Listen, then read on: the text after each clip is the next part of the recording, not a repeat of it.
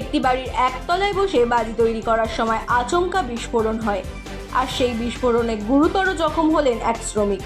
পাশাপাশি ওই বাড়ির একতলায় আগুন লেগে যায়। আকাশ হালা নামে গুরুতর জখম ওই শ্রমিককে কলকাতার এসএসকেএম হাসপাতালে নিয়ে যাওয়া হয়।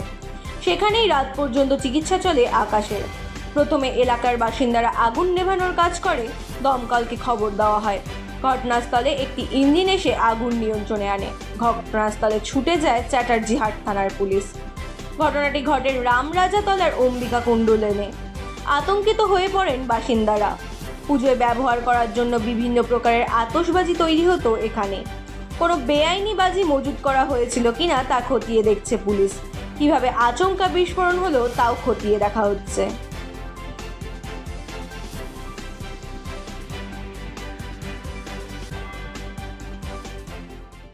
কারণ আগুন লেগেছে সেটা তো এই মুহূর্তে বলা সম্ভব নয়। আগুনটা নিভে গেছে, একজনের ইনজুরি হয়েছে, তাকে পাঠানো হয়েছে, এখন ট্রিটমেন্ট চলছে। না বাজি আমরা এখনো পর্যন্ত না, আমরা এফএসএল কে করেছি, রিকুইজিশন দিয়েছি। বাজি আমরা এখন আলাদাভাবে কিছু বুঝতে পারা যায়নি বাজি বা কোনো কারণ, শুধু নিচের ফ্লোরটাতেই লেগেছিল, সেটা আগুন নিভে গেছে। ঠিক আছে, আমরা একটা খবর পাই যে এখানে একজনের নিচে কিছু বাজি বানাচ্ছিল, এবার তার ফলে একজন ইনজোর্ড হয়েছে। আপাতত যা আপডেট আছে আমাদের কাছে যে একজনের ইনজুরি আছে, এবার কত পার্সেন্ট কি আছে সেটা আমাদের কাছে এখন এসে পৌঁছয়নি, বার্নিং আছে স্টিল এখানে। আর এখানে আমরা কুলিং প্রসেস করে দিয়েছি কমপ্লিট, এখানে আর কোনো ভয়ের ব্যাপার নেই।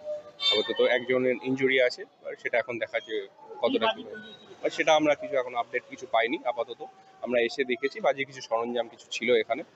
এখানে একটা চিকিৎসালয় বলা হচ্ছিল, ওষুধের চিকিৎসালয়, সেটা যা আমরা খবর পেয়েছি। তার বেশি কিছু এখনো পাইনি, আমরা আপডেট পাইনি। না, এখনো কিছু আপনার আপডেট পাইনি। আমরা নেওয়ার চেষ্টা করছি নামগুলো। এই কাজকর্মের প্রসেস সবে শেষ হলো, আমরা এবার দেখা যাক কি করা যায়।